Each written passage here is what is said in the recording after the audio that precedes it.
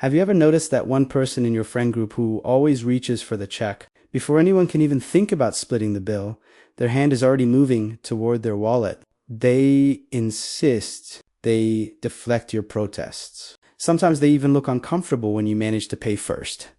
And maybe you're that person on the surface. It seems generous. No bow. Even. But stick with me here, because what you're about to discover is that this seemingly simple behavior reveals some of the most complex psychological patterns about control, worth, and how we learned to earn love. And what's fascinating is that the same action always pain can come from completely different places inside different people. By the end of this, you'll understand why this behavior isn't really about money at all. Let's start with what seems obvious. Someone always offers to pay the bill. They're generous. They have money. They're just being nice. Case closed, right? But here's the thing. Truly generous people don't usually have a compulsion about it. They give freely, yes, but they also receive freely. They let others pay sometimes. They don't get that flash of anxiety when someone else reaches for the check first. The person who always pays, that's not generosity. That's something else wearing generosity's mask. And here's what's interesting. If you feel a tightness in your chest when someone beats you to the bill, if you feel genuine distress when you can't pay, if you've ever paid for something you genuinely couldn't afford, just to avoid letting someone else cover it, that's your signal. That's your psyche trying to tell you something. So what's really happening? Let's talk about the first psychological pattern, because this one surprises people. For some people, always paying is about control. Not in the manipulative sense we usually think of, but in a much deeper, more vulnerable sense. Here's how it works. When you pay, you don't owe anyone anything. You're not in debt, not obligated, not vulnerable to someone else's expectations. You've closed the loop. The transaction is complete. You're safe. Psychologists call this a relational boundary through transaction. You're using money to create emotional distance. Because here's what most people don't realize. Owing someone something, even something as simple as dinner, means you're in relationship with them. You're connected, you're vulnerable. And for someone who learned early that connection equals danger, that vulnerability leads to disappointment. They'll pay any price, literally, to avoid that feeling. This often starts in childhood. Maybe you grew up in a home where gifts came with strings attached, where generosity was a weapon, where someone gave you something and then held it over your head after everything I've done for you. Maybe love was transactional, conditional, something you had to earn and re-earn and could lose at any moment. So you learned, don't owe anyone anything. Don't give them leverage. Don't let them have something over you. And that's not weakness. That's a survival strategy from a child who was learning to navigate an unstable world. But here's the turn.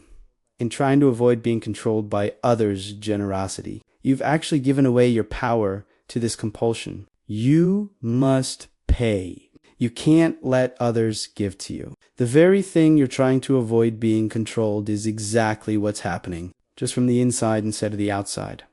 For others, always paying is about something even more fundamental. Proof of value that let me explain. There's a psychological concept called conditional positive regard, a fancy way of saying you learn that love and acceptance weren't freely given. They were earned. And somewhere along the way, you created an equation in your mind. Your value equals what you provide.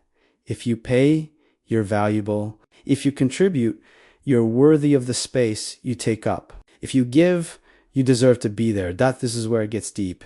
You're not really paying for the meal. You're paying for the right to exist in that relationship. For many people with this pattern, there's a quiet belief running underneath everything. If I'm not useful, I'm worthless. If I don't contribute more than my share, I don't deserve to be here. It's not conscious. It's deeper than thought. It's woven into how you see yourself. And here's what's interesting. This often comes from what psychologists call parentification, where you became the caretaker, the responsible one, the giver, before you were developmentally ready. Maybe you had to grow up too fast. Maybe a parent leaned on you emotionally. Maybe you became the stable one while the adults around you weren't. You learned a devastating lesson. Your needs are secondary. Your value lies in what you do for others. Taking up space requires justification. So now, as an adult, you pay, you give, you provide, not because you want to, but because on some level, you believe you have to. It's your entrance fee to belonging. Research in self-determination theory shows that people with this pattern often struggle to experience what's called intrinsic worth, the sense that you're valuable simply because you exist, not because of what you do or provide. Instead, you experience instrumental worth. You're valuable because you're useful. And that's exhausting, because usefulness has to be proven again and again and again. The check arrives. Your hand moves. You pay. You've proven your worth. Until the next meal, the next gathering, the next chance to justify your existence. But there's a third pattern, and this one hits differently. For some people, always paying is about an unpayable debt they believe they owe. Here's what I mean on some level. You believe you're too much, too needy, too emotional, too broken. You take up too much space, require too much patience, bring too much complexity, and because of this, you owe people for tolerating you. This is what psychologists call core shame. Not guilt about what you've done, but shame about who you are. The belief that there's something fundamentally wrong with you. And everyone who stays in your life is doing you a favor. So you pay. You give. You're trying to balance a scale that you believe is tipped against you simply by virtue of your existence. And here's the most heartbreaking part. The more you pay, the more you reinforce this belief. Because every time you insist on covering the bill, you're sending a message to your own psyche. I need to make up for something. I need to compensate. I'm not enough on my own. This often develops in families where a child's emotional needs were treated as burdensome. Maybe your sadness was too much drama. Your excitement was too loud. Your needs were met with sighs and eye rolls. And the subtle message that you were exhausting to love. You learned, I'm a burden. People tolerate me. They don't cherish me. I owe them for staying. And that lesson lives in your nervous system now. It's why you feel genuine anxiety when someone else pays. Because if you're not compensating, if you're not making up for the burden of your existence, then maybe they'll see the truth that you're too much and not enough. All at the same time. But here's what's really happening. You're not too much. You never were. You were a child with normal human needs in an environment that couldn't meet them. And the story you created about being a burden, that was the only way a young mind could make sense of not being seen, not being held, not being met with unconditional acceptance. The debt you're trying to pay doesn't exist. It never did. And here's where it gets even more interesting. There's a fourth pattern that ties all of these together, always paying as a way to prevent true intimacy. Let me explain why this matters. True intimacy requires vulnerability. It requires letting someone give to you, letting them see that you have needs, allowing yourself to receive without immediately reciprocating, trusting that their generosity isn't a trap. But if you always pay, you never have to do any of that. You stay in the power position, the giver position, the one who has it together, the one who doesn't need anything from anyone.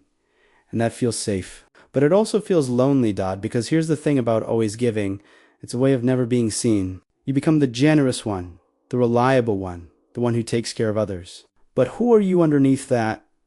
What do you need? What would you ask for if you believed you could? You don't know. You've never let yourself find out. Psychologists call this counterdependent attachment, a pattern where you avoid dependency not because you don't need people, but because needing people feels dangerous. So you make yourself indispensable instead. You become the one others need. So you never have to experience the vulnerability of needing them and paying the bill. That's just one way this plays out.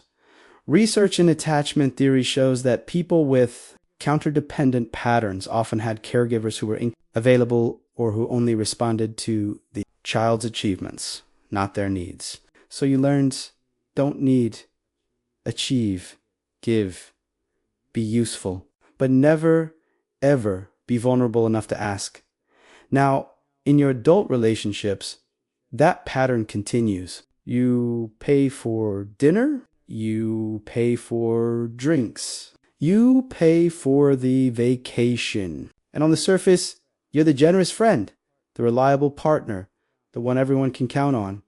But underneath, you're alone because no one really knows you. They know the you who gives, but not the you who needs. They know the you who provides, but not the you who's uncertain, who's struggling, who could use some support.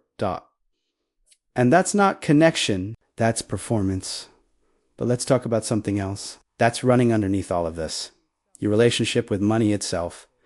For many people who always pay, money is the only thing they trust to convey value. It's quantifiable, it's concrete, it's clear.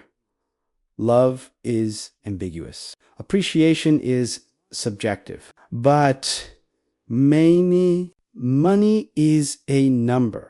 You pay $100, you've contributed $100 worth of value. The math is simple.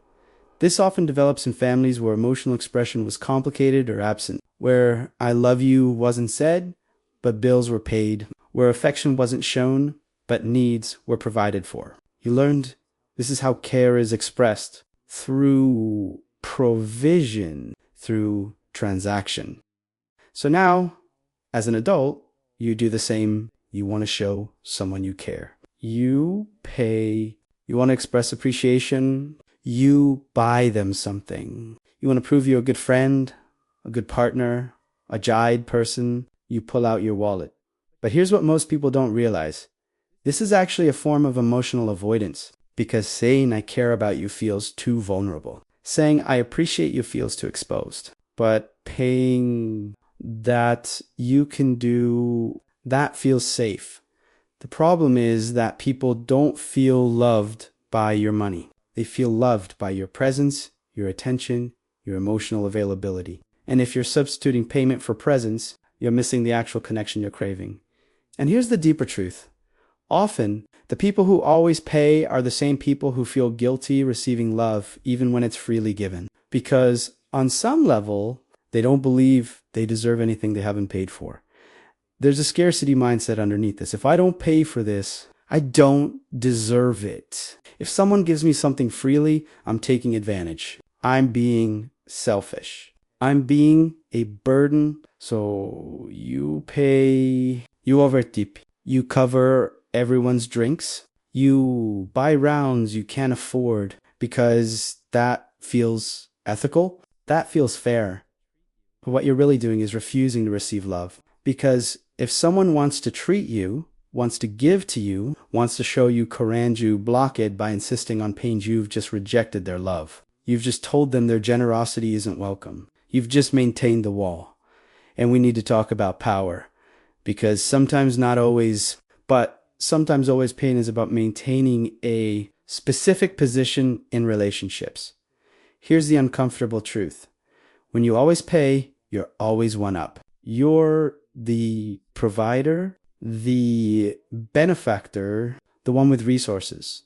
And that can feel safer than equality because equality requires vulnerability. Equality means sometimes you need them and sometimes they need you. Sometimes you're strong and sometimes you're weak. Sometimes you give and sometimes you receive. But if you always pay, you never have to be in the vulnerable position. You never have to be the one who's struggling, the one who needs help, the one who's receiving. For some people, this ties back to childhood experiences of powerlessness. Maybe you grew up poor and money represented everything you didn't have. Stability, security, choice. Maybe you watched a parent struggle and felt helpless to fix it. Maybe you experienced scarcity in a way that left you determined to never be the one without resources. So now, having money and demonstrating that you have it becomes a way of proving to yourself that you're not that helpless child anymore. You're not powerless. You're not dependent. You're in control. and that's understandable. That makes sense?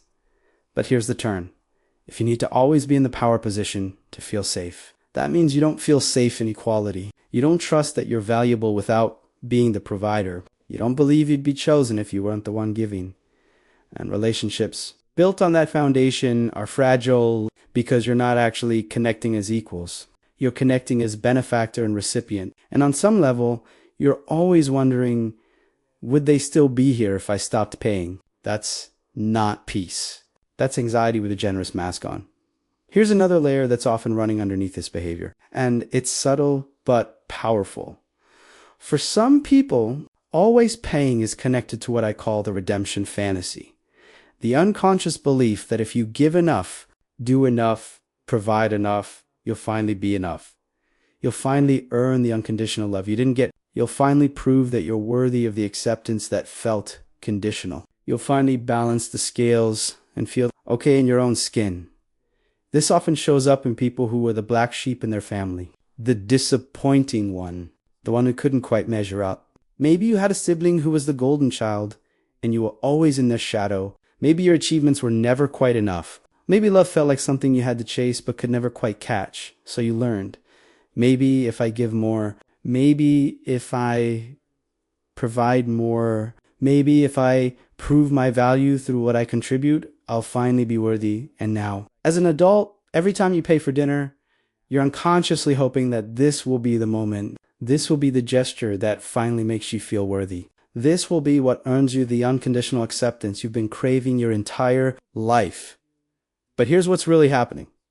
You're trying to earn something that can't be earned. Unconditional love, by definition, isn't about what you do. It's about who you are. And if you never got that, if love was always conditional on your performance, then no amount of paying for dinners will fill that hole. You're trying to solve an internal problem with external solutions. And it doesn't work. It can't work. Because the person you're really trying to convince isn't the friend sitting across from you. It's the parent who made you feel like you weren't enough. It's the sibling who outshone you. It's the version of yourself who believes they need to earn their place in the world. And that version of you, they can't be convinced by paying for meals. They need something else entirely. They need you to finally say, I'm enough. Not because of what I do or what I give or what I provide, just because I exist. Just because I'm here, but that's terrifying. So you keep paying instead. And here's something that therapists see all the time, but most people don't realize they're doing when you always pay. You're creating an unconscious contract. The unspoken agreement is, I'll be the giver and you'll be the receiver. I'll be the strong one and you'll need me. I'll provide and you'll appreciate. And on the surface, this seems fine, maybe even noble. But contracts have terms. And when someone violates those terms, even unintentionally, there's a reaction.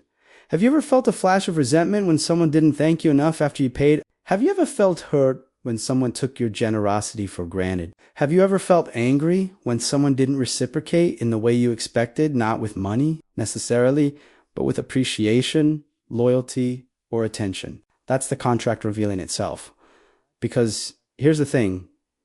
If your giving is truly free, there's no resentment when it's not received in a specific way. But if your giving has invisible strings attached tiff, it's actually a form of purchasing loyalty, appreciation, or love. Then you'll feel betrayed when the other person doesn't hold up their end of a bargain they never actually agreed to.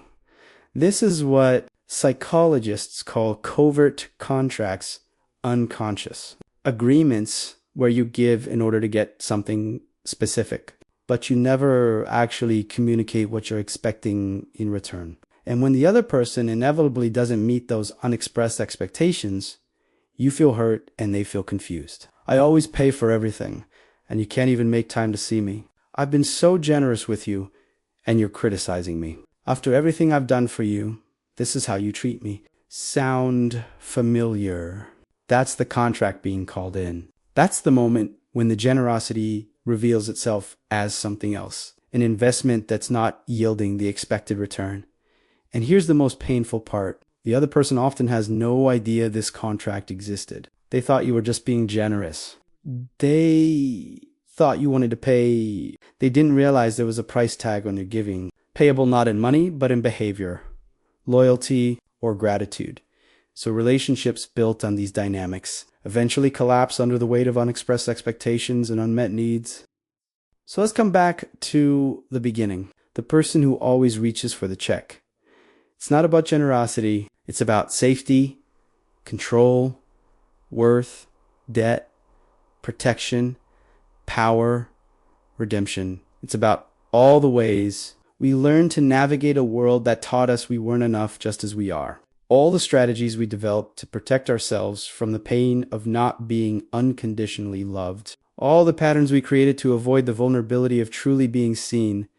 And that's not pathological. That's not weakness. That's human. But here's what's important to understand. These patterns worked. They served a purpose when you were young and powerless, when you were learning to survive in an environment that wasn't meeting your needs. These strategies made sense. They protected you. But you're not that child anymore. And the environment you're in now isn't the environment you learned these patterns in. The people in your life now aren't the people who taught you that love was conditional. The relationships you're building now aren't the relationships where you had to earn your place. The vulnerability you're avoiding isn't the vulnerability that led to pain back then. But your nervous system doesn't know that your unconscious mind is still running the old program. Your hand still reaches for the check because that's what safety looks like in the old map. And until you update that map, until you teach your nervous system that it's safe to receive, safe to need, safe to be vulnerable, safe to be loved without earning a tool, keep paying. Not because you want to, but because you're convinced you have to. So what do you do with this information? The first step is just noticing, not judging, not trying to immediately change, just noticing.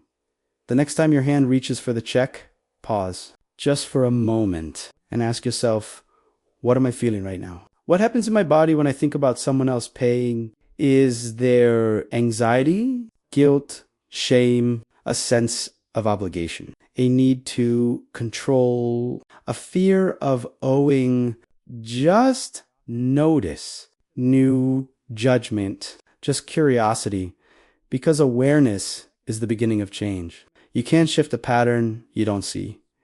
The second step is experimenting with receiving. Small experiments, low stakes, that let someone buy you coffee. Let a friend cover lunch.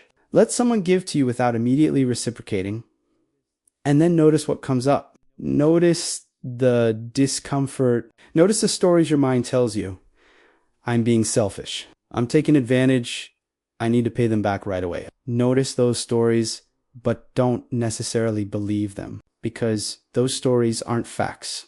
They're just the old map trying to keep you safe in a world that no longer exists. The third step, and this is the hardest one, is learning to separate your worth from what you provide. You are valuable because you exist, not because of what you do, what you give, or what you provide. Just because you're here, just because you're you. That's a hard belief to internalize if you've never experienced it. If you've always had to earn your place, if love has always been conditional. But it's true. Your worth is inherent. It's not something you have to prove or maintain or justify. And the more you can live from that truth, the more you can let yourself be loved, not for what you do, but for who you are. The less you'll need to reach for the check to feel okay. So which one are you? Are you the person controlling through paying, the one proving their worth through provision, the one paying off an imaginary debt, the one building walls through generosity? Or maybe you're a combination. Maybe different patterns show up in different relationships. Maybe with some people you're trying to prove your worth, and with others you're maintaining power, and with still others you're protecting yourself from vulnerability. The patterns aren't mutually exclusive. They're often layered, tangled together, each one reinforcing the others. But now, now you see Dot. And that changes everything, because you can't unknow this. You can't unsee these patterns now that they've been named. The next time your hand reaches for the check, you'll wonder, is this generosity or is this something else? And in that wondering, in that moment of awareness, You have a choice. You can let the old pattern run, or you can try something different. You can let someone give to you. You can practice receiving. You can sit with the discomfort of being loved without earning it. And slowly, meal by meal, moment by moment, you can teach your nervous system something new. It's safe to be known. It's safe to need. It's safe to be vulnerable. It's safe to let people love you not for what you provide, but for who you are. That's the real generosity. Not reaching for the check, but reaching for connection. Not paying the bill, but paying attention to what you're really hungry for. If this resonated with you, drop a comment and let me know which pattern you recognized in yourself. And if you want to go deeper into these patterns of self-worth control and connection, we have a community in our Discord where we explore these questions together. Link is in the description. Until next time, remember, you don't have to earn your place at the table. You're already worthy of being there,